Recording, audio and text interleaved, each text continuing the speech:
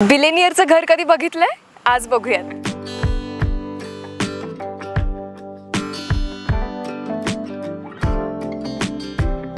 चला बघूयात मग एका बिलेनियरचं घर कसं असतं. Hello Arsha, welcome. Thank you. How are you? I am good. And what about you? Yeah good. ही लॉबी आहे. इथं आल्यानंतर गेस्ट इथं थांबतात. हा लिव्हिंग हॉल आहे. तर तुम्ही सगळे फॅमिली सोबत इकडे टाइम स्पेंड येस करता? येस.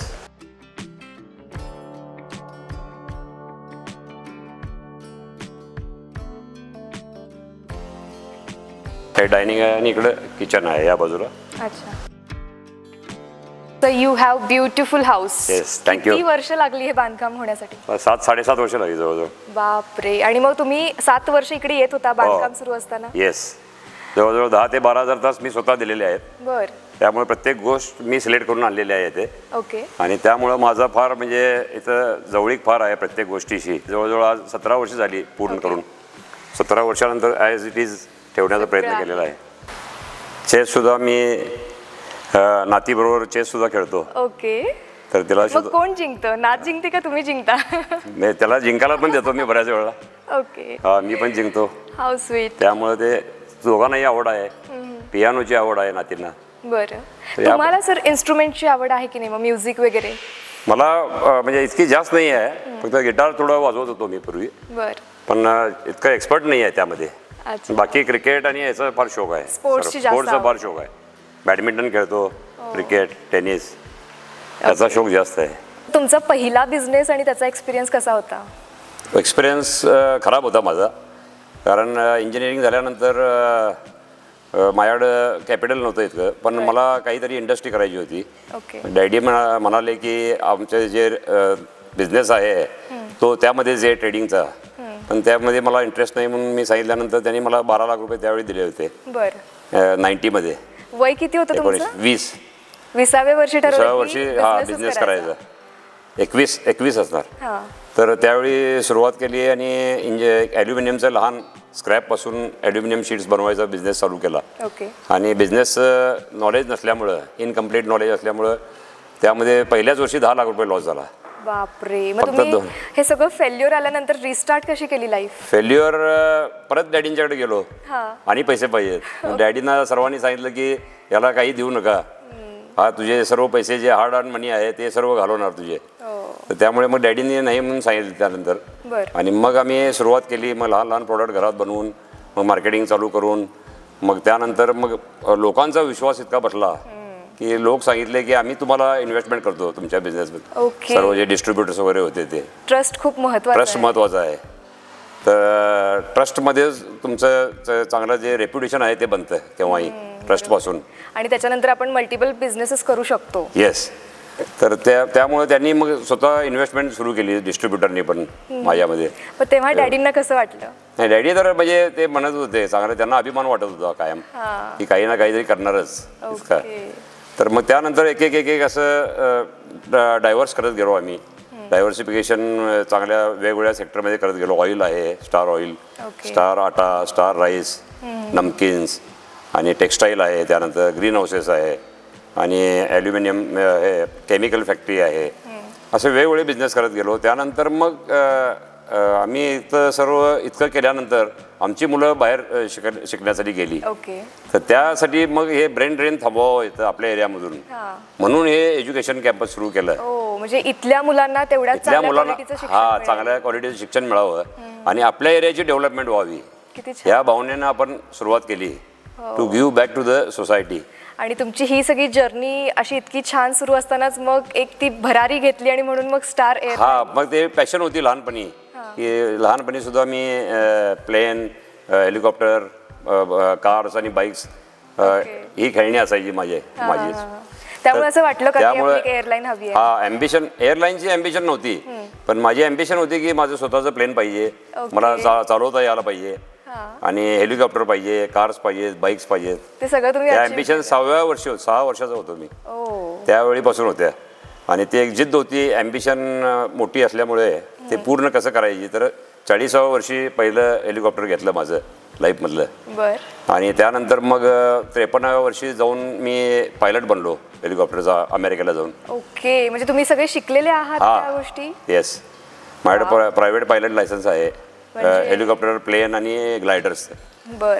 तर या पद्धतीने मग 53व्या वर्षी मग प्लेन घेतलं पहिलं आणि 55व्या वर्षी मग एअरलाईन सुरू केली. वाव, म्हणजे age is just a number. Yes, number game only. मी एजला केव्हाही हे मानत नाही की रिटायरमेंट केव्हा डोक्यात मध्ये सुद्धा येत नाही. तर कायम आपण काम करत राहिलं पाहिजे आणि कायम शिकत राहिलं पाहिजे. येस. सर, मग तुम्हाला आधीच माहिती होतं का की मी स्टार होणारच आहे आणि म्हणून हे स्टार नाव? नाही, असं नाही आहे. त्यावेळी 90s मध्ये स्टार टीव्ही होता, ते हम लोग वगैरे सगळे फेमस होते सगळे ते. ओके, आणि त्याच्यावर हे नाव? हा, त्यानंतर मग ते फेमस झालं नाव फार. आणि मग आम्ही सुद्धा ठरवलं की स्टार नावानं जर प्रॉडक्ट आले मार्केटमध्ये तर चांगले चालतील. मग त्या पद्धतीने सुरू केले. आणि त्यानंतर मग जे पॅशन होती लहानपणी की स्वतःचं प्लेन पाहिजे, आणि मग त्यानंतर इथं कोल्हापूरला कनेक्टिव्हिटी फार खराब होती, बाय रोड बाय एअर. त्यासाठी मग आम्ही सुरुवात केली की लहान रिजनल एअरलाईन सुरू करायची. कारण मेट्रोजमध्ये फार फार हे झालेलं आहे, रश झालेले आहे आणि सॅच्युरेट झालेलं आहे डेव्हलपमेंट. त्यामुळे आता छोट्या छोट्या सिटीजकडे थोड्याशा डेव्हलपमेंट. हा, मग ते एक म्हणजे कायम असणार की कोल्हापूरची डेव्हलपमेंट कशी होणार, तर कनेक्टिव्हिटी चांगली पाहिजे. कनेक्टिव्हिटी झाल्यामुळे आता आपण जवळजवळ 6 ते 7 सिटींना आपण कनेक्ट केलेलं आहे कोल्हापूरला.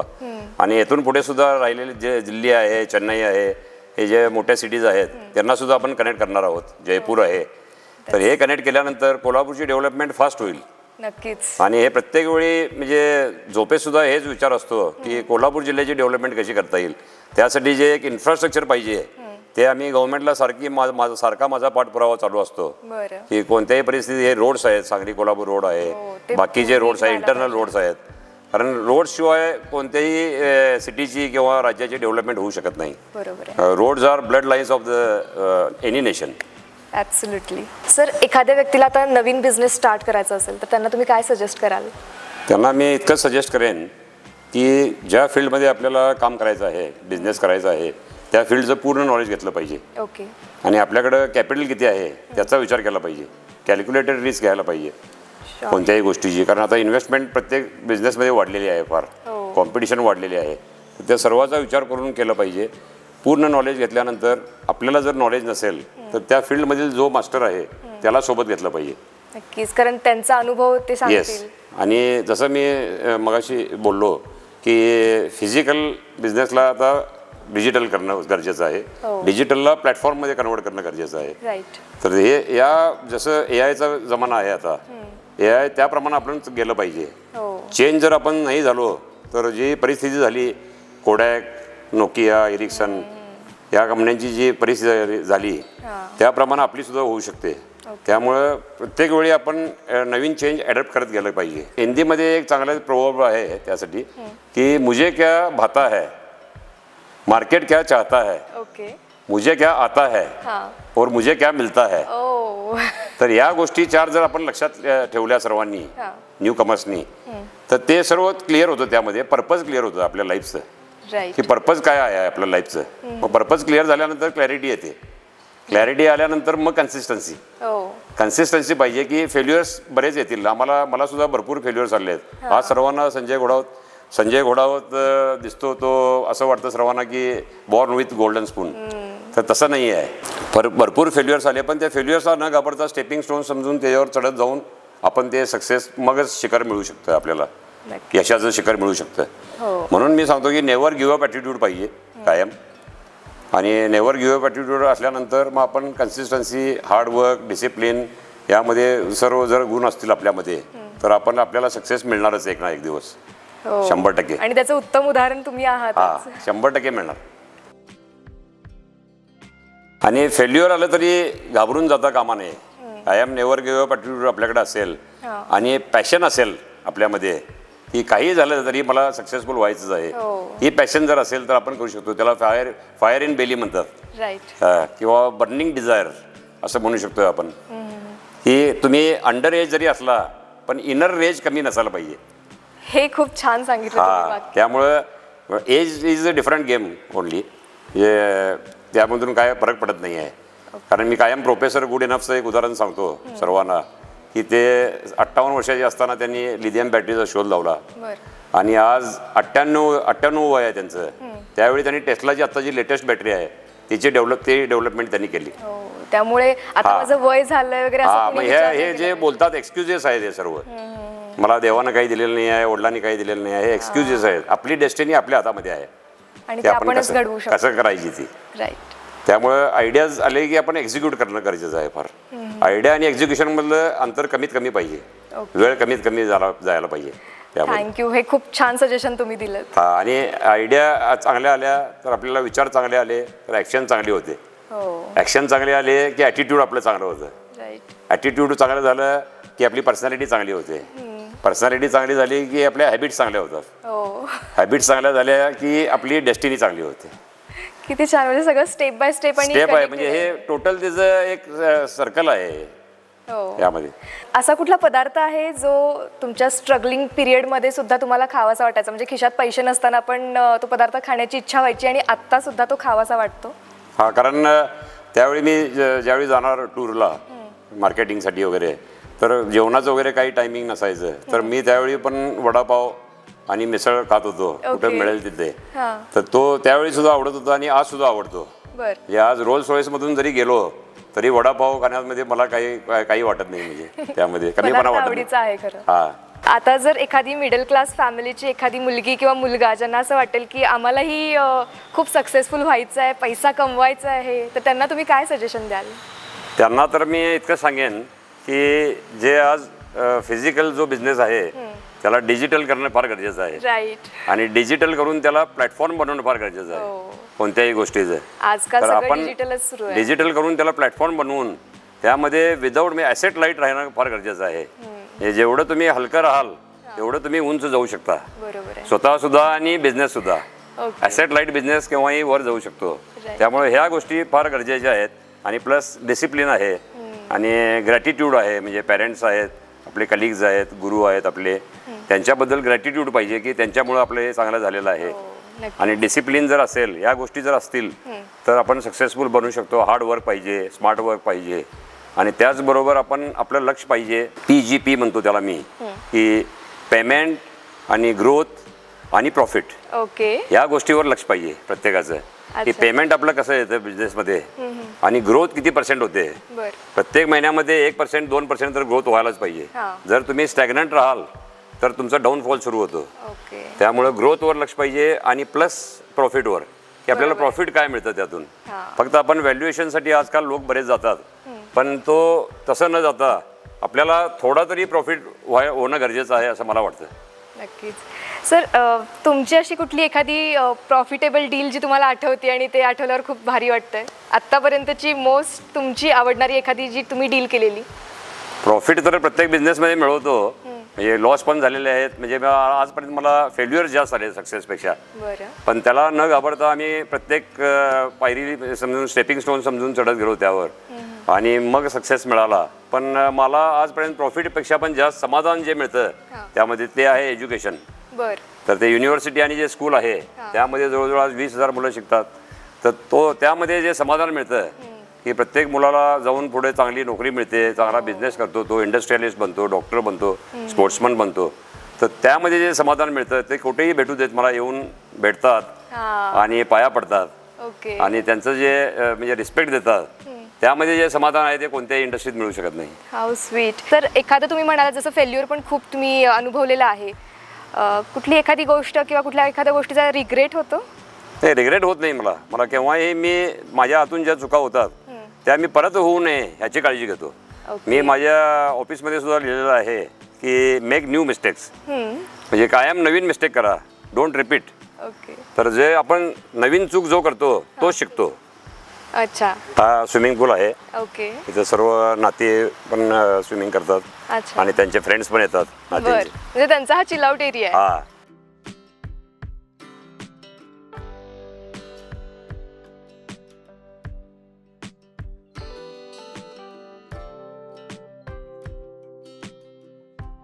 जिकडे तिकडे मी बघते सर, सगळीकडे खूप प्लांट्स तुम्ही लावलेले आहेत आणि ते बघून खूप छान वाटतंय. मला लहानपणापासून शौक आहे ग्रीनरीचा. ओके. कारण जिथे ग्रीनरी असते तिथेच लक्ष्मी येते असं म्हणतात. आणि क्लिनलीनेस, त्यामुळे ते पूर्वीपासून शौक आहे आणि ते मेंटेन केलेलं आहे. आणि जवळजवळ कोल्हापूर सांगली जिल्ह्यामध्ये 1.5 लाख झाडं लावून 1.5 ते 2 लाख झाडं लावून जगवलेली आहेत. वाव. आणि त्यासाठी मला महाराष्ट्र शासनाचा वनश्री पुरस्कार सुद्धा मिळाला. ग्रेट. चल आता मी तुला मंदिर दाखवतो. नक्कीच, मला पण बघायला आवडेल.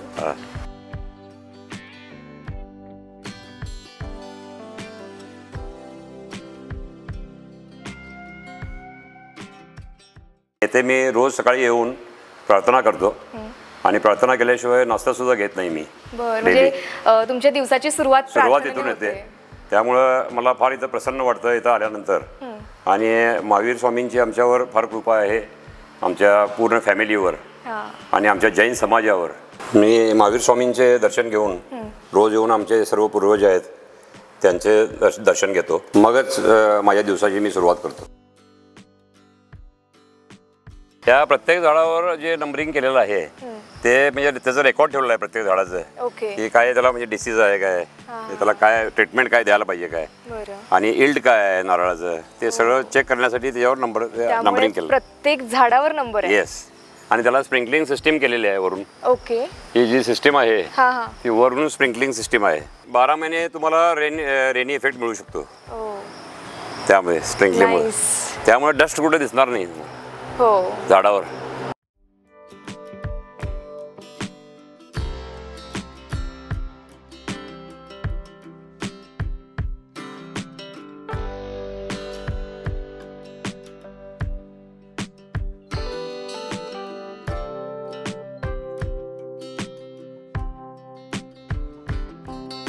एकाच दिवशी तुम्ही 3 रोल्स रॉईस घेतलेल्या आहेत डिफरंट कलरच्या. सो संडेसाठी एक, मंडेसाठी एक, ट्यूजडेसाठी एक, असं काही आहे का याच्या पाठीमागे? ॲक्च्युली आम्ही कार्स एक 4-5 वर्षातून आम्ही एक्सचेंज करत असतो. ओके. जे ओल्ड कार्स आहेत ते देऊन आपण नवीन घेत असतो. आणि या वेगवेगळ्या दिवशी बुक केलेल्या होत्या आणि त्यांनी दिल्या, कंपनीने दिल्या एक दिवशी. असं झालेलं आहे ते. आणि हे आमच्या आजोबांच्या पासून आम्हाला कारचा शौक आहे. पूर्वी फायनान्शियल एवढी स्ट्रॉंग नव्हती पोझिशन, त्यावेळी आपण साध्या कार्स घेत होतो. पण आता मला फार शौक आहे, मुलाला शौक आहे, त्यामुळे बऱ्याच काही इम्पोर्टेड कार्स आहेत तुमच्याकडे. त्यामुळे ते शौक मधून हे आणि मेंटेन पण केलेले आहेत सगळ्या व्यवस्थित. या 3 मधला कुठला कलर तुम्हाला जास्त आवडला? स्पेक्टरचा जास्त आवडतो. दिस वन? ओके. इलेक्ट्रिक आहे ती, ही आवडती गाडी आहे. आणि तिन्हीचे नंबर सेम आहेत खरं. मग पहिली ट्रिप कुठे केली सर या गाडीतून? कोल्हापूरला जाऊन महालक्ष्मी दर्शन घेऊन आलो. ओके. सुरुवातीलाच. नाईस. हे तुमचं 2 व्हीलरचं कलर? हे 2 व्हीलरचं पण शौक आहे. ओके. अजून पण मी चालवतो स्वतः. बरं. मग 4 व्हीलर जास्त चालवायला आवडते का 2 व्हीलर? 2 व्हीलर अजून आवडते. ओके. 2 व्हीलरचा फार पूर्वीपासून शौक आहे आणि या वर्ल्डमध्ये सर्वात चांगल्या बाईक्स आहेत. ओके. त्यातली कुठली आवडते स्पेसिफिक? ही यामा. ती आवडते जास्त. VMAX. स्वतःच्या फिटनेसवर पण ते तितकाच फोकस करतात. कसं काय? हर्षदा, चल मी तुला दाखवतो. Okay.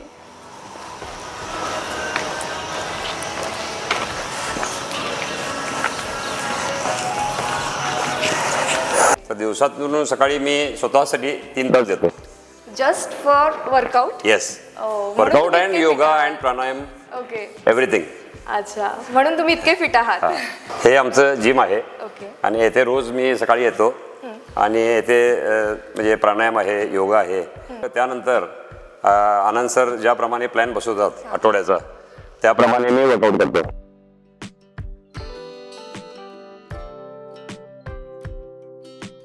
At the age of 25 आणि आत्ता 61, म्हणजे खरं तर तुम्ही 61चे आहात असं अजिबात नाही वाटत, पण काय तुम्हाला फरक वाटतो का? नाही, मला काही फरक वाटत नाही. आज सुद्धा मी जितका 25व्या वर्षी एनर्जेटिक होतो तितकाच आज सुद्धा आहे. आणि वर्कआउट करत असल्यामुळे जवळजवळ 17 तास मी आज पण काम करू शकतो. बरं, म्हणजे जस्ट बिकॉज ऑफ त्या वर्कआउटमुळे तुम्हाला इतकी एनर्जी मिळते? येस, कारण माझं असं बिलीफ आहे की फिजिकली तुम्ही फिट असाल तर तुम्ही मेंटली फिट असता. बरोबर आहे. आणि मेंटली फिट असाल तर तुम्ही इमोशनली फिट असता. ओके. आणि इमोशनली फिट असाल तर मग तुम्ही फायनान्शियली फिट होतो. हो, त्यामुळे वर्कआउट केलाच पाहिजे. बेस्ट आहे तो. अच्छा सर, पैशाने आपण काय विकत घेऊ शकत नाही, काय वाटतं? पैशाने आपण फिटनेस विकत घेऊ शकत नाही, फॅमिली घेऊ शकत नाही. बरोबर आहे. तसेच आपण बेड घेऊ शकतो पण झोप घेऊ शकत नाही. ओके. आणि मेंटल जो पीस आहे तो घेऊ शकत नाही. कितीही पैसा असेल आणि आपण मेंटली जर पीसफुल नसू तर त्या पैशाचा काही यूज नाही. हो, त्यामुळे फॅमिलीला थोडासा वेळ दिला पाहिजे. येस, आणि टोटल बॅलन्स करायला पाहिजे. तर हा होता आजचा एपिसोड. मिस्टर संजयजी घोडावत यांची स्टोरी. आणि असेच इंटरेस्टिंग एपिसोड बघण्यासाठी चॅनलला सबस्क्राईब करा. थँक्यू.